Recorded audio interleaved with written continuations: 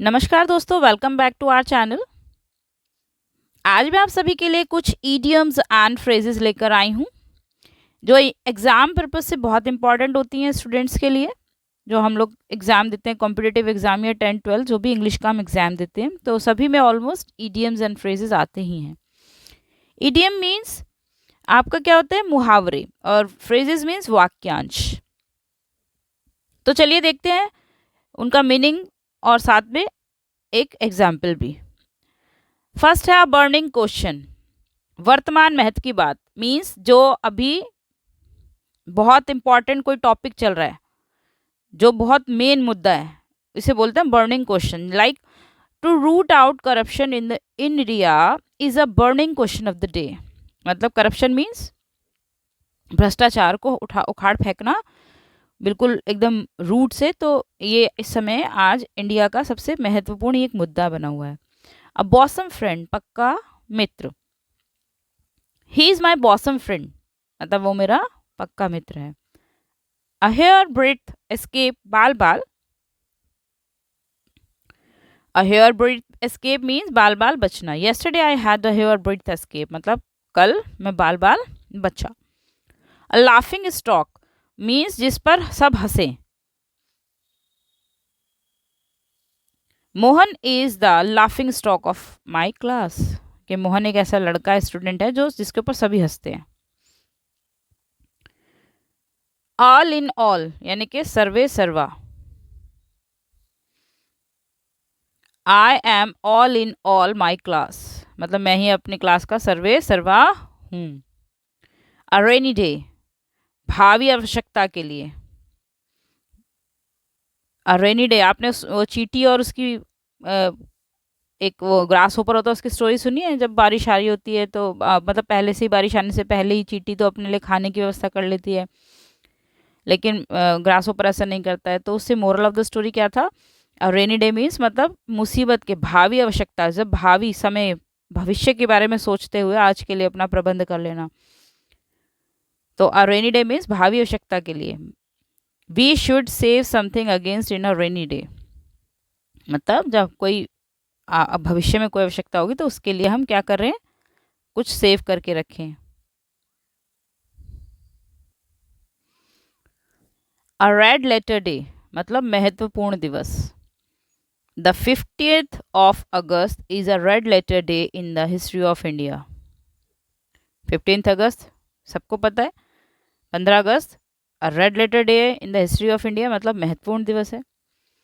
क्या हुआ था उस दिन? हम लोगों को आज़ादी मिली थी, आज़ादी के रूप में उसे मनाया जाता है, उस दिन को सेलिब्रेट किया जाता है।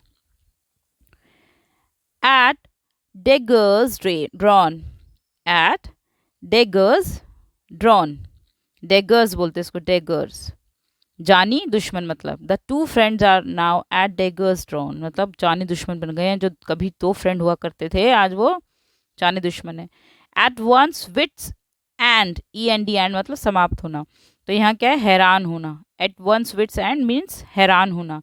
आई was at my wits end to hear it, मतलब मैं ये बात सुनकर क्या थी, हैरान थी। एट द 11th आवर यानी कि अंतिम क्षण। एट द 11th आवर का मतलब अंतिम क्षण।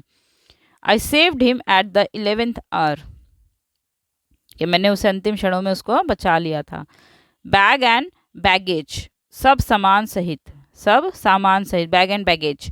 I shall leave this place bag and baggage, मतलब मैंने ये जगह छोड़ी है, किसके, पूरे सब कुछ अपने साथ ले लिया, छोड़ तब छोड़ा है। Next, beat about the bush, मतलब इधर उधर की हाँकना। Do not beat about the bush, come to the point, मतलब इधर उधर की फालतू की बकवास नहीं, फालतू की बातें नहीं, सीधे come to the point. Bread and butter, जीविका। Please help me because this is a question of my bread and butter, मतलब अपने जीवन यापन, अपना व्यवसाय, अपने जीवन को चलाने के लिए। Bye hook or by crook, मतलब किसी ना किसी प्रकार।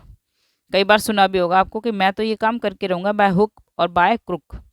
ही want to pass the examination, ये पास डबल एस है।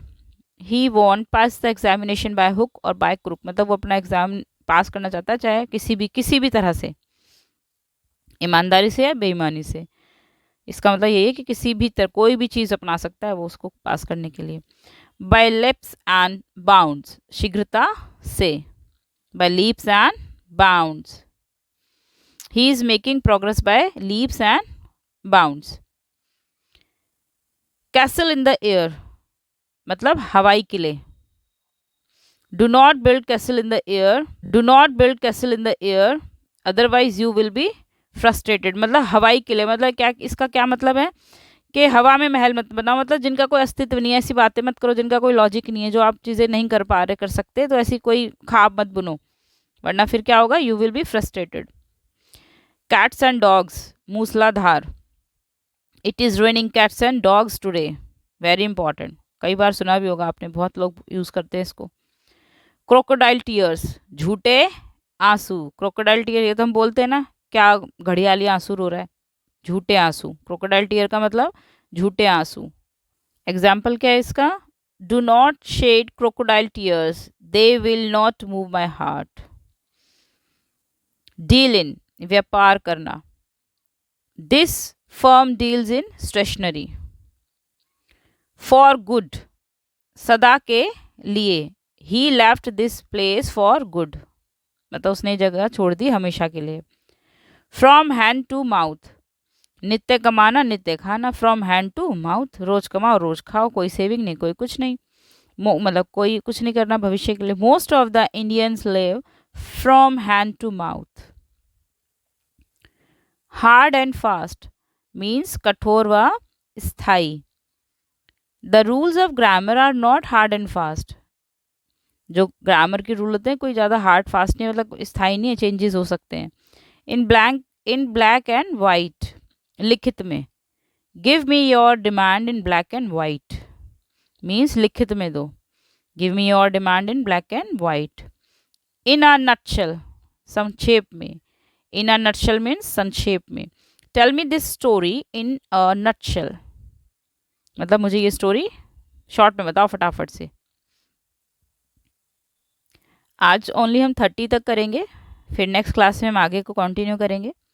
कहाँ थे लास्ट हम, इन अ नटशेल, अब यहाँ आ गए हम इन्स एंड आउट्स मीन्स पूर्ण जानकारी। He knows the ins and outs of this case, मतलब उसको इस केस के बारे में पूर्ण जानकारी है। जैक ऑफ ऑल ट्रेड्स, हरफन मौला। Jack of all trades means हरफन मौला। कहते हैं ना हम, कई लड़कों के लिए, कई लोगों के लिए यूज़ करते हैं, बिल्कुल हरफन मौला है भैया, अपनी मन मर्जी का है।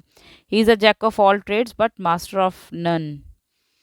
किथ and kin, kith and kin संबंधी। I was insulted by my kith and किन, मतलब मुझे किसके द्वारा शर्मिंदा किया गया, इंसल्ट किया गया, मेरे ही खुद के संबंधियों द्वारा। लेम एक्सक्यूज, बहाना बनाना, मतलब बहाने। लेम एक्सक्यूज मीन्स बहाने। Your saying that you have failed in the examination owing to illness seems to be a lame excuse, मतलब आप क्या बहाना बना रहे हो कि मतलब आप फेल हो गए थे क्योंकि आप बीमार थे, इस वजह से आप ऐसा बहाना बनाए, लेकिन ये क्या है, lame excuse है ये। null and void, बेकार। null and void means बेकार। the contract has been declared null and void। off and on, कभी कभी। off and on, कभी कभी, क्या मतलब है इसका, I go to see him off and on। I go to see him off and on, कि मैं मतलब उसको क्या कभी कभी देखता हूँ, देखा है, ठीक है, ऑफ एंड ऑन। तो thank you guys for watching this video. अगर आपको अच्छा लग रहा है मेरे कोई भी वीडियो तो प्लीज़ लाइक करें, शेयर करें एंड सब्सक्राइब करें मेरा channel. Thank you very much.